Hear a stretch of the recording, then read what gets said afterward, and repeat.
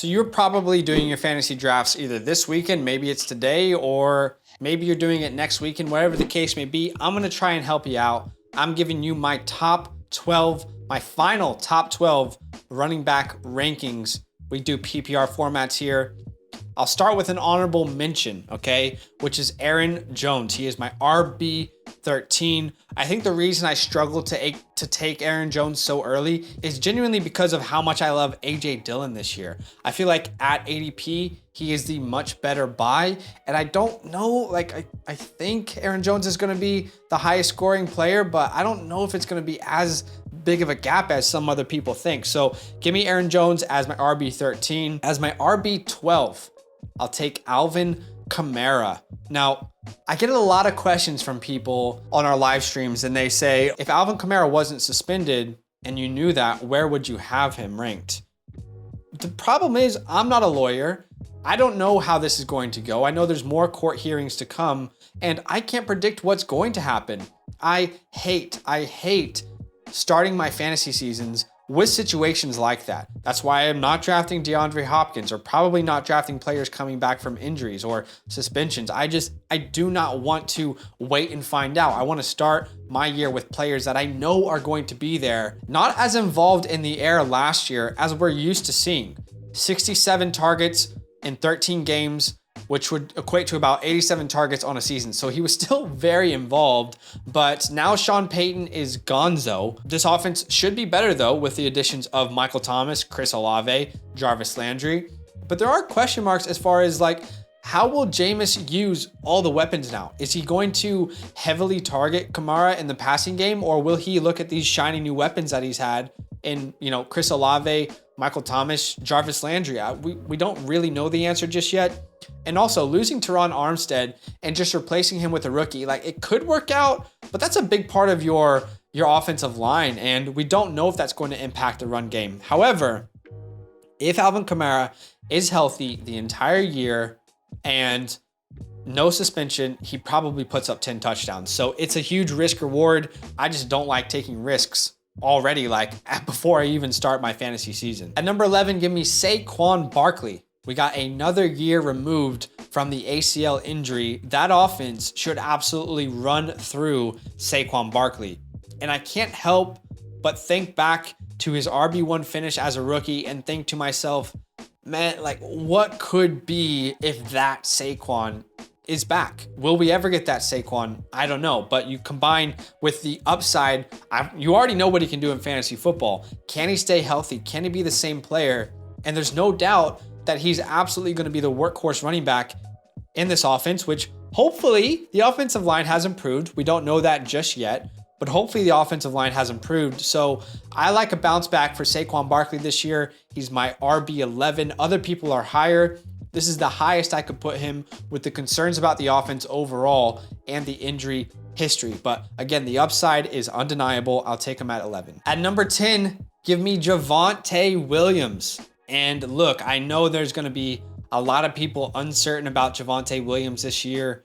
Let me hopefully soothe your concerns. Let me know if you're one of those people. Last year, let's talk about it.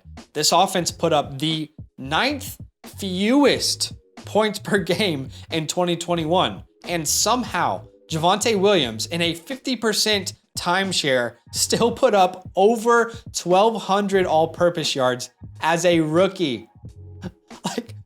That's crazy. That is insane. You scored like the 9th fewest points, led by Teddy Bridgewater and Drew Lock in a true 50% timeshare, and you put up over 1,200 all-purpose yards? I mean, the sky is truly the limit for now this 2022 backfield with Russell Wilson. Broncos country, let's ride. I mean, truly the upside is through the roof. Russell Wilson instantly makes this at worst a top 15 offense in points per game, potentially top 10 if things go really, really well. Melvin Gordon himself has already stated that Javonte Williams, this team wants him to be the guy. You never hear someone competing for time go out and say the team wants the other guy to be the guy, but that's what we're seeing right here. And even in a 50-50 split, we saw Javonte have more targets than Melvin Gordon last year, who supposedly is going to take all the targets away from him. Last year, Javonte had 53 targets versus Melvin's 38. 53 targets as a rookie in a 50% timeshare. What could Javonte Williams do with this offense scoring as many times as it will, with all the shootouts that are going to happen and the opportunity through the air that he will have? RB10 to me feels extremely comfy. Talent plus opportunity, a great offense, a great quarterback. What more do you want? All I see is money signs for Javonte Williams here. At number 9, give me DeAndre Swift. And look, let's have a heart-to-heart here. I want to put DeAndre Swift higher. I really want to be that dude who just has him in my top 5 because it's cool. I can't do that. I love him as a talent and I don't want to diminish him, but I just can't put him ahead of some of these other players. He had 78 targets on 12 games played last year. If he played an entire year, that would equate to 110 targets, which would be first amongst running backs. I see the upside. I definitely see where everyone's coming from, but I like where this team is headed. Can this defense be better in 2021? You add Aiden Hutchinson, Jeff Okudah is going to be back. The mentality of this team is that they're starting to kind of build something really special. And last year, the Lions had the 4th worst game script, which is actually good for DeAndre Swift because there was a lot of chances for, comeback drives where it was just a ton of dump offs to DeAndre Swift. Now, not only is the defense going to be better, but Amon-Ra St. Brown has really emerged. TJ Hawkinson is going to be healthy. DJ Chark is there. And at some point, Jameson Williams will also be in the fold. I'm not saying DeAndre Swift will not be a PPR monster because he absolutely will. He could have an Austin Eckler type season.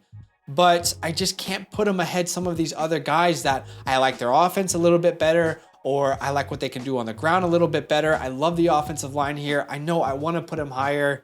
Tell me why I'm wrong. Go ahead. At number 8, and I am well aware that a lot of people will not like this, I have Najee Harris. I know a lot of you guys are probably going to have him in your top 5. Look, he absolutely will be a workhorse on this team, no doubt about it. However, Najee's top 3 finish last year had a lot to do with target share. Big Ben's noodle arm really helped out Najee last year as far as catching a lot of balls. Last year, Najee Harris was tied for the most targets of any running back. I anticipate some sort of regression there. Pittsburgh threw the ball the 4th most times per game, and Big Ben averaged the 3rd fewest yards per throw in the NFL. You genuinely have to anticipate this offense looking different without Big Ben. If it's Mitch or if it's Kenny, you have to anticipate a more balanced offense in 2022 and beyond. This offense should be catered around Mitch Trubisky or Kenny Pickett. You want it to be more balanced. You don't want the defenses always to know exactly what you're going to do.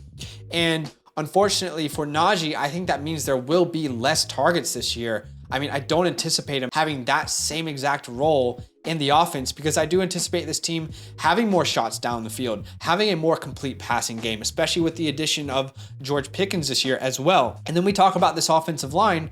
They didn't really improve. I mean, this is the 5th worst offensive line according to PFF for fantasy football purposes entering the year. So I won't have a lot of Najee Harris this year because I don't think I'm going to draft him as high as some other people. Like if he falls to me and he's my RB8, if he falls to me there, I'll take him. But I just anticipate some regression this year. Personally, you guys might see it differently. That's okay. He's my RB8. That's as high as I could put him. At number 7, give me Joe Moneybags Mixon. I talked about regression for Najee Harris, and I've seen Joe Mixon as a big regression candidate. I think he's going to be just fine and maybe even better this year in 2022. Last year, he averaged the 7th most points per game. He had the 3rd most carries and had the 3rd most rushing yards in the NFL. Keep in mind, he did miss a couple games, had a couple injuries, and this team hasn't gotten worse. Joe Burrow, still ascending. T. Higgins, Jamar Chase, still ascending. What was their weakness last year? The offensive line. Now you improve the offensive line. You bring in La'el Collins, Alex Kappa, Ted Karras. If healthy, Mixon feels locked for at least 10 touchdowns this year. Like at least. He might not hit 16 like he did last year, but 12 to 15 seems very realistic for Joe Mixon here. Is Samaje Perine going to be the third down running back? Probably, but the first and second down running back on this team with Joe Mixon's talent is going to be extremely valuable, and the goal line work is his to take. So give me Joe Mixon. I like him a little bit more than Najee. I think he's a little more regression proof with how he scored last year, how he got fantasy points last year. I think a little bit more reliable because he wasn't a PPR guy last year anyway. I think he can repeat and be a really good running back as long as he stays healthy. I'll take him at number 7. At number 6, and look, you guys might not like this one either, but give me Leonard Fournette, playoff Lenny. Check this out. Last year, 84 targets in only 14 games played. He was on track. Like if you extrapolate that across an entire year, he was on track to have 102 targets as a running back, which, you know, if you look at everyone else where they finished, would have been on track to be first amongst running backs. I'm not saying that's going to happen again, but think about it. Chris Godwin could miss some time.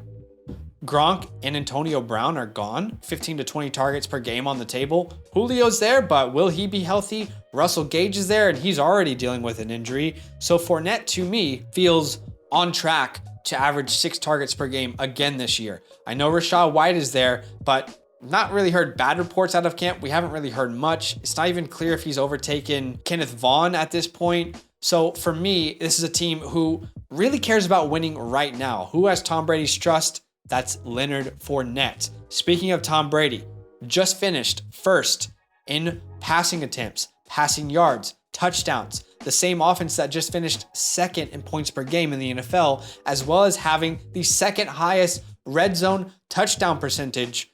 Leonard Fournette should fall, literally fall into 10 touchdowns this year. So in PPR formats, I'm absolutely obsessed with Leonard Fournette. I think he's going to be a reliable target for Tom Brady. And you think about it, Tom Brady is one of the most immobile quarterbacks in the NFL. He is 45 years old, close to needing a hip replacement. Is he going to be moving around? No. When he's in trouble, he dumps it off to Leonard Fournette. Leonard Fournette is going to have plenty of opportunity. There's no reason to worry about him. I'll take him at number 6. Sometimes you got to keep it simple, stupid. That's why I say KISS, K-I-S-S. Keep it simple, stupid. Great offense, incredible quarterback, most points per game last year.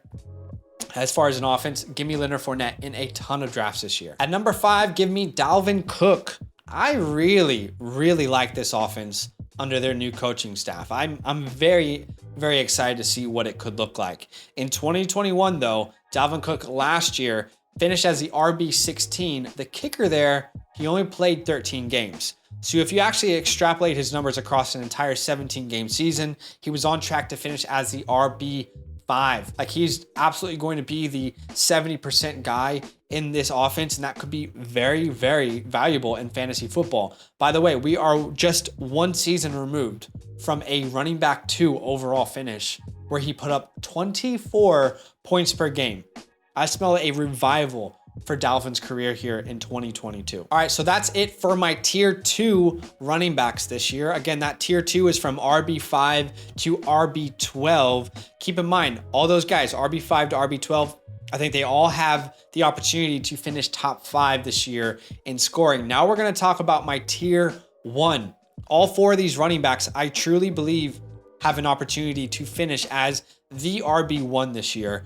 At number 4, give me the king, Derrick Henry. He missed more games than he played in 2021 and still finished as the RB22 in fantasy. He missed 9 games and he played 8, and he was the running back 22 in fantasy football. He averaged the most points per game amongst any running back, including CMC, Jonathan Taylor, Austin Eckler. He actually scored 2.3 more points per game than the closest running back. He was on track to score 411 fantasy points last year. That is 38 more than Jonathan Taylor, who finished as the RB1. So what's changed? Well, AJ Brown is gone. That's pretty much it. Obviously, the passing game will look a little bit different, but there's quite literally zero reason for the Titans not to run Derrick Henry into the ground. In Dynasty, I hate it because I think at some point it will stop, but I don't think that will be this year. It might be next year. The king will return give me him at RB4, even in PPR formats. All right, now let's talk about my running back 2 and 3. I'm gonna compare them side by side for you because I feel like there's gonna be potentially some controversy on this one. That's fine, comment down below if you think that this is too big for you.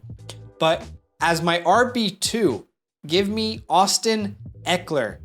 He was my guy for me last year. Let's keep it rolling, all right? CMC is my RB3. Let me explain, okay? What a lot of people are gonna say right now is, are you kidding me? CMC is dominant in the air. He has way more passing opportunities than Austin Eckler. That's just not true. Last year in 2021, Austin Eckler, 5.8 targets per game.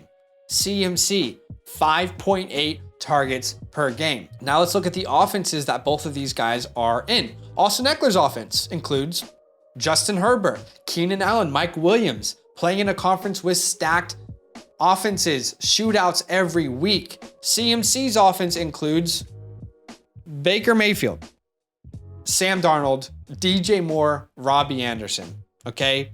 How about the offensive lines between these two guys? Austin Eckler has the 6th best offensive line according to PFF for fantasy purposes entering 2022. How about CMC?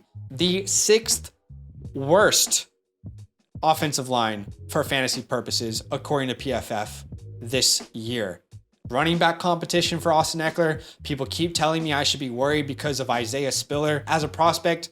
Really, I wasn't worried at all. Didn't like him. He looks slow in preseason against 4th and 5th stringers. He looks like no explosion against those guys either.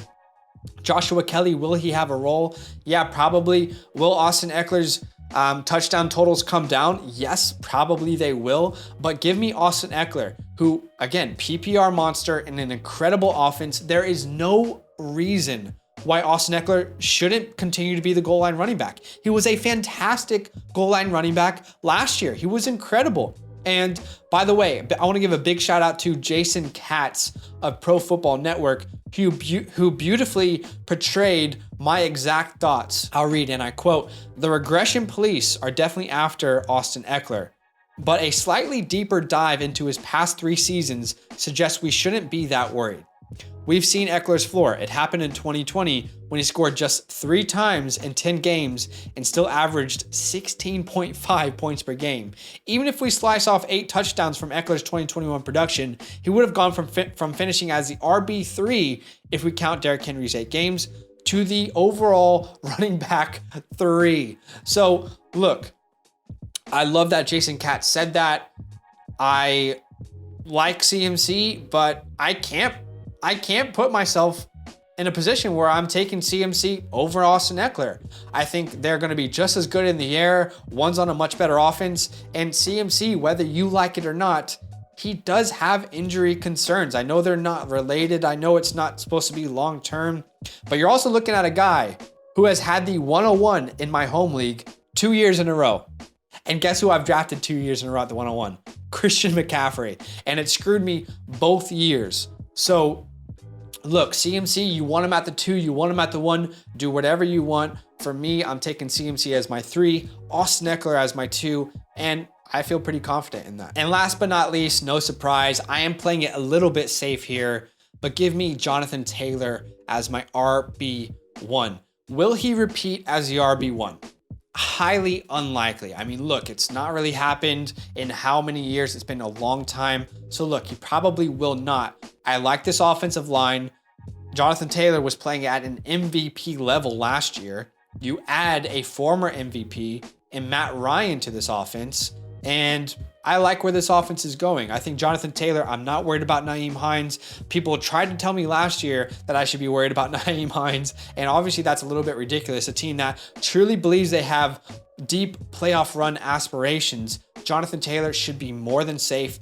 We can potentially even see an uptick in his work in the air this year with Matt Ryan there. So I know it's probably too safe for a lot of people out there, but I don't want to overthink it. Give me Jonathan Taylor at the 101. So let me know what's too high, what's too low. Is there a certain play or a certain take that really aggravated you?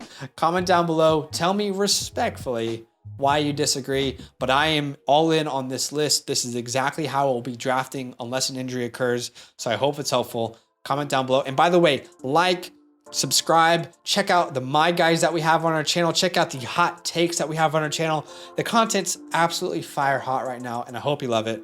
Huge love. Yo, what's good? Thanks for watching. We got a lot more videos. A lot more. If you want more videos, watch it. You can also subscribe right now if you want to. You need to. And lastly, don't forget that you can sign up to support the show and get exclusive content by going to patreon.com/fantasylandfam.